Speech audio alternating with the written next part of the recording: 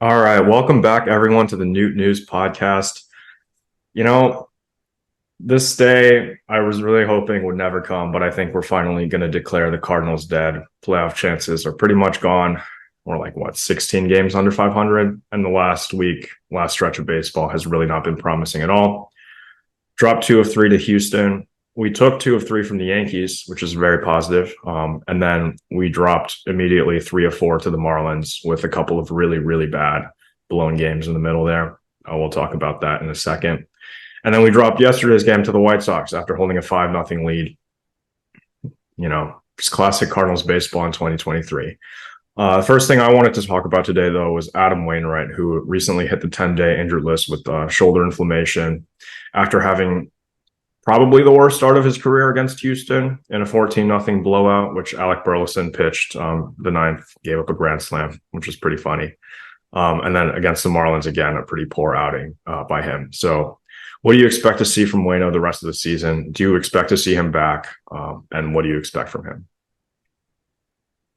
Yeah, and first of all, like looking back, it is kind of strange how the Cardinals have approached Bueno.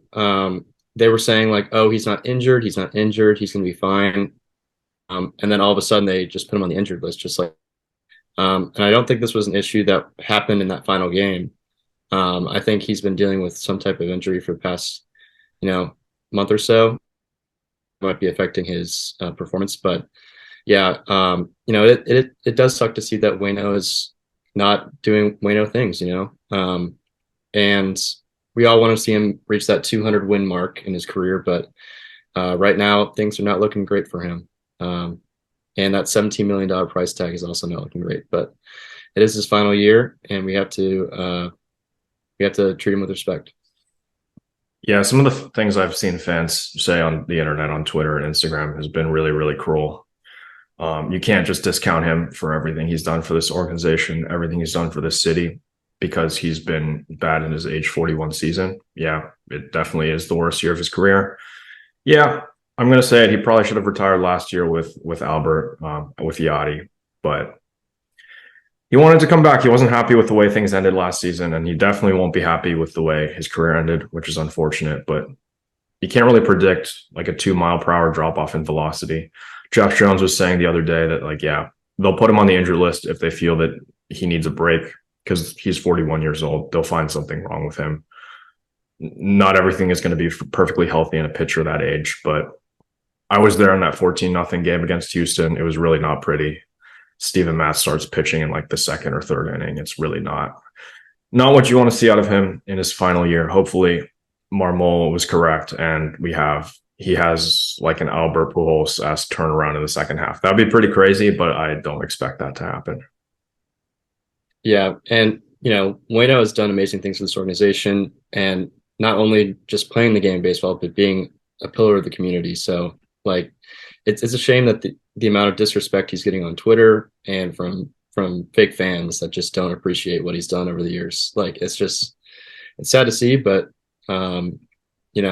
it I hate to say it, but it's good that this is happening this year when the Cardinals are this bad versus a year where we could be in contention. So I think it's if it had to happen now, that's okay. Yeah, I just think we should let him rest until the All-Star break. Once the All-Star break is back, honestly, just let him cook. We're not making the playoffs. I think that's pretty evident. The front office is probably getting ready to trade just about everyone. Had sources tell me that if Flaherty and Montgomery aren't gone by the deadline, then something has gone terribly wrong in the organization's plans.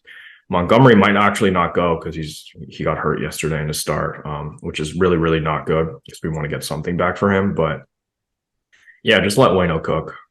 He's not going to hit the 215 or whatever he needs to get to second all time in franchise history, but I think 200 wins is definitely attainable. He needs 2 more wins, and even if he pitches at like the same pace that he is right now, to ERA approaching 8, I think he should still have 2 wins left in the tank, right? Hopefully. 100%. Yeah, he can get 2 more wins. I think that's very attainable. But it is a shame about Montgomery going to the injured list right as he's doing insane this season. 3.2 ERA.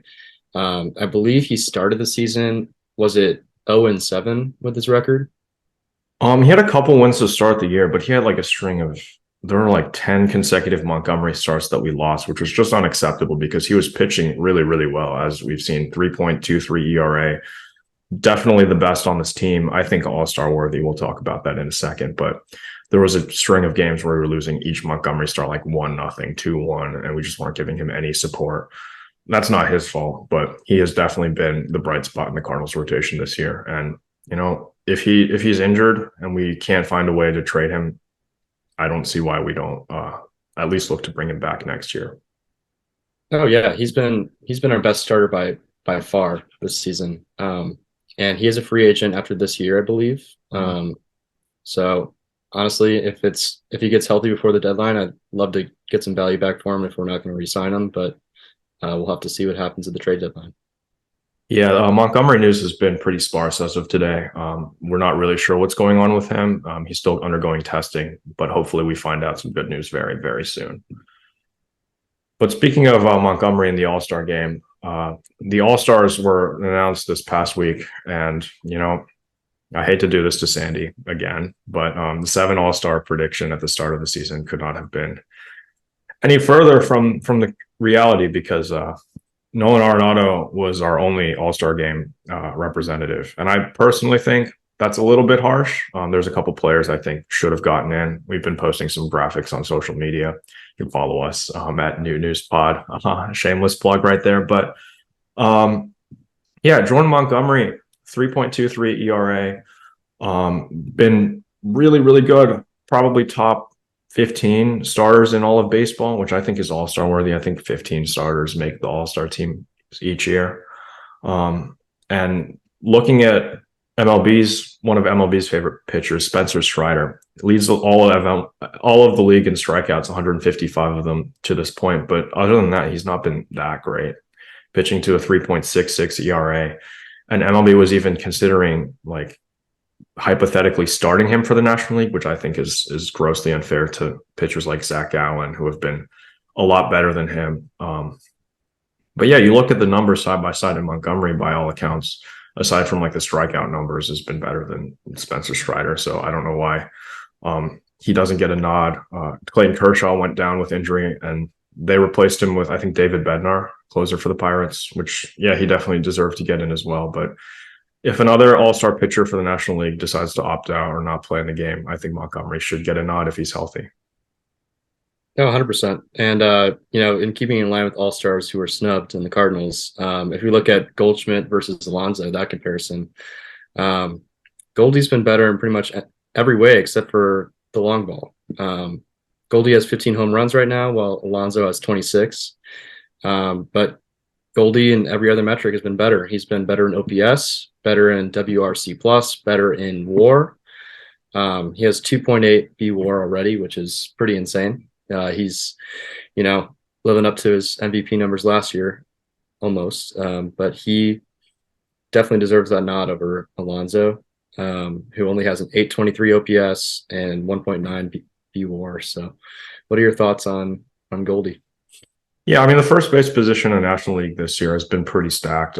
Freddie Freeman and Matt Olson, the other 2 first basemen that made the All-Star team, they're really, really good, and they've been, by all accounts, better than Goldschmidt. But Pete Alonso making it is basically essentially the All-Star game rule of each team has to have at least one representative. And that's where I have a little bit of an issue with the All-Star system.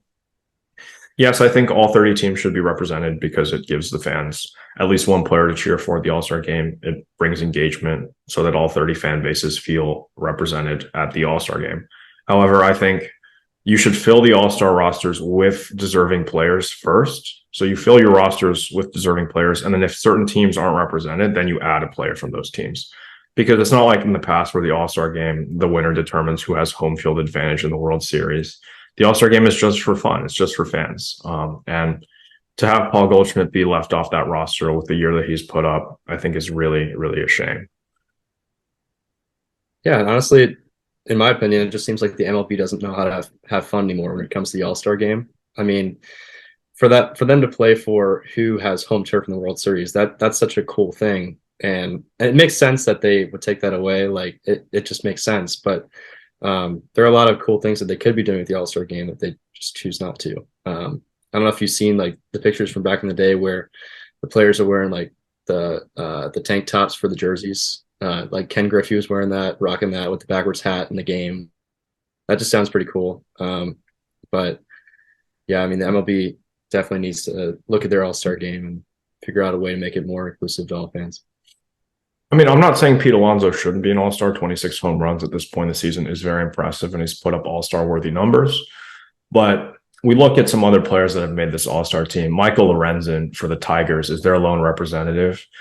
He has a 4.03 ERA up to this point, ERA plus of 106. So that means he's been 6% better than average. Is that really who we're letting into the all-star game? Like, yeah, the Tigers have been really bad this year and they need some representative. So I'm not opposed to having Lorenzen represent the Tigers in the All-Star game, but I'm saying that he's taking a spot away from potentially another deserving American League pitcher. So add him to the All-Star roster after you give another pitcher from the American League their respect. So that's all I'm trying to say.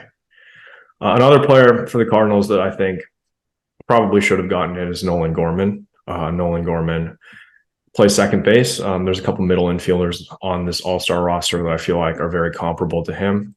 Yesterday, we had Gerardo Perdomo for the Diamondbacks get in. He's been really, really good defensively, but I feel like all-star voters tend to not focus on the defensive metrics as much. Maybe that's changing this year, but I think Gorman has put up very comparable power, or a lot better power numbers, and offensively, he's been just about as good as him. And yeah, I think the Cardinals being where they are at this point in the season, being so far out of contention, has really hurt them in the All-Star game. I guess the fans don't really want to see a last place team have 5 representatives in the All-Star game. So Yeah, it's definitely been a tough season for us in terms of watchability, especially the last game against the White Sox. You mentioned we had the five run lead, 5-0 lead going into the 5th inning, I believe. And I had the game on, I was taking a nap and I woke up and all of a sudden it's 6-5 in that same inning, which is awesome to see. But yeah, I mean, it's just been brutal to watch these games, especially, I think we need to talk about that Jordan Hicks blown save against Miami. That was pretty brutal. yeah, I mean, for Jordan Walker to do what he did in that clutch moment, which is something we've had very few of this season, to be down to 2 strikes, hit that 2-run shot to give the Cardinals the lead in the 9th inning, and for Jordan Hicks, who's been pretty much lights out all of the last month or two, to come in and get the save. Surely this is the point where the season turns around, right? But no, this is classic Cardinals baseball. He lets 2 runners on with 1 out. Probably the most routine ground ball I've ever seen hit to anyone. And then he throws it 2 feet over Paul Goldschmidt's head, and all he can do is watch as the Marlins win the game. Like, he looks up and he's like, oh, I guess the game's over, right? I really never say this about baseball because I know how hard baseball is and I'm not good at the game, but I think that in this situation, and for probably most anyone with any athletic ability, could have made that throw to first base and gotten the out. Yeah, you still have runners on second and third, but you haven't lost the game yet. Like, he just threw the game away right there. And he let 2 runners on, but he didn't pitch a poor inning. Like, he did his job. He just didn't make the throw to first, which is kind of representative of exactly what the Cardinals have been doing this season. They've gotten their players are very talented. They have good moments occasionally, like Jordan Walker did, but then they just can't do the little things right and they throw the game away. I feel like that play against the Marlins epitomizes the entire season. Yeah, honestly, that one moment does encapsulate the Cardinals season pretty well, I'd say. And, the Marlins are looking very good as a team. And I think Skip Schumacher is definitely behind that. As head, he's really proved that he can manage a roster well. Yeah, I think Sandy brought up a point earlier this week and saying that we probably should have had a winning record in these games. There's that blown game against Houston that was just unacceptable, with Gallegos giving up 4 runs in the 8th or 9th inning. That game against Miami definitely should not have gone the way that it did. Jordan Hicks should have made that throw correctly and then closed it out. And then the first game against Miami, where we lost 5-4 also another game that we had a lead late and then blew it. We've had so many blown saves this season. It's pretty ridiculous, honestly. We should have taken 3 of 4 from the Marlins. We should have taken 2 of 3 from the Astros. And yesterday against the White Sox, that should have been a winner as well. Instead, we're losing a lot of these really, really, really close games. And it's frustrating. Yeah, you're right. Skip Schumacher with the Marlins has done such a good job. They win a lot of really close one-run games.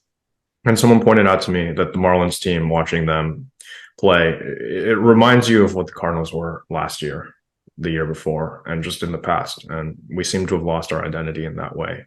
The Marlins play really good defense.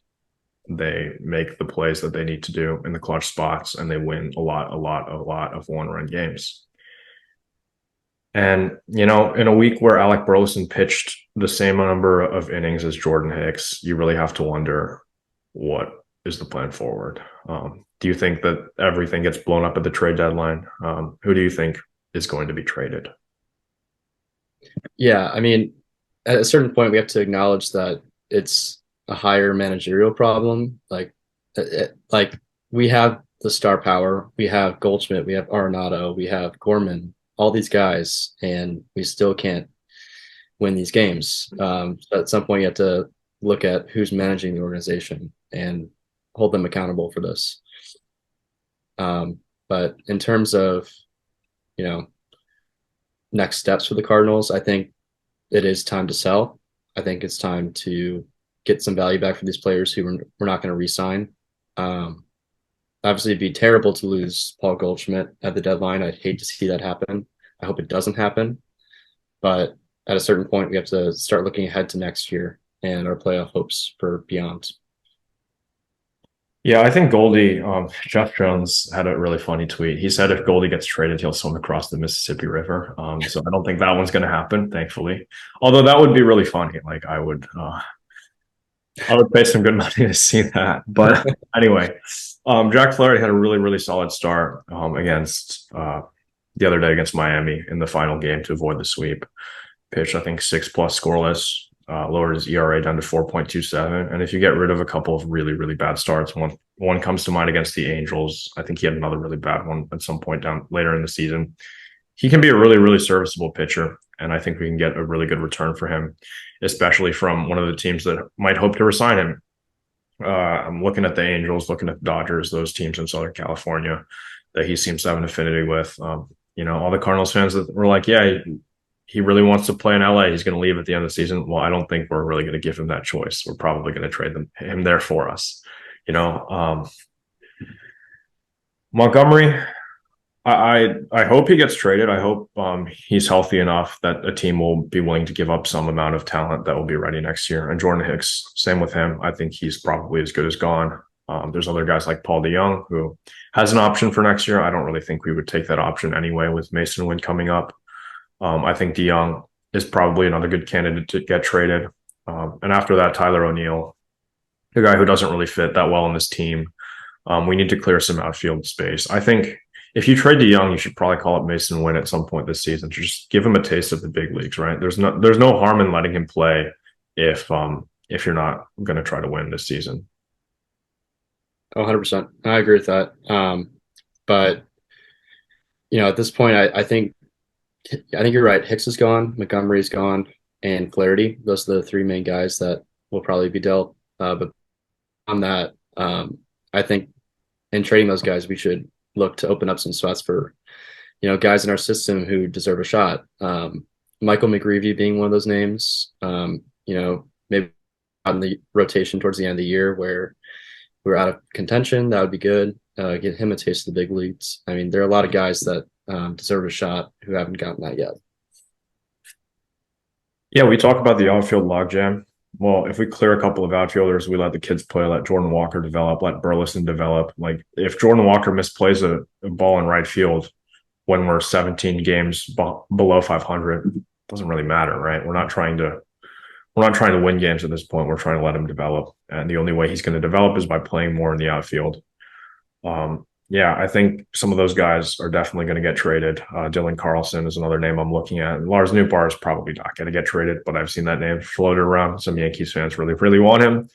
I've seen some really outrageous trade packages, but I can't say that I haven't made my own Shohei Ohtani trade packages. So I guess we're just as guilty as them. So, but Yeah, yeah, and that's a really good point about you saying that these guys need time to develop, because if you look at a guy like Lane Thomas, who we traded a long time ago, I think it was 3 years ago now, back in 2020 or 2019. This year with the Nationals, he has gone absolutely off once he's given time to develop in the Nationals organization. He's batting 301 with 14 home runs. So if we give these guys time to advance in our organization and get some playing time, I think that could really be beneficial to us. So we'll have to see. yeah, I definitely agree. We need to let our players develop. We've seen what Randy Rosarena and Adolis Garcia are doing. I think they're playing in the first round of the home run derby, actually, which is going to be pretty sad, because both those guys were in our system for so long, and they're both starting in the outfield for the American League. I don't know if you add there might be 7 all-stars for the Cardinals that used to be Cardinals. Like Zach Allen is an all-star, Rosarena is an all-star, Garcia is an all-star. I'd probably think of a couple more. Anyway, I think that wraps it up for this week of Newt News. We're going to be doing a lot more fun episodes later on post trade deadline. We'll be looking at prospects. We'll be making fun lineups, doing some drafts. The season's kind of over. It's a little anticlimactic. Thought we would at least make it to the postseason, but yeah, it's a bit unfortunate. But yeah, thanks for listening to this episode of Newt News. We hope you join us for a much more lighthearted episode next time. We'll do something fun. Check out our merch. Link is in the description. We got some Gorman Time shirts, got some Newt News shirts. So if you want to rep us at the ballpark, that'd be really greatly appreciated. Help support us and keeps us going. But yeah, we'll see you next week. And hopefully the Cardinals win a couple more games.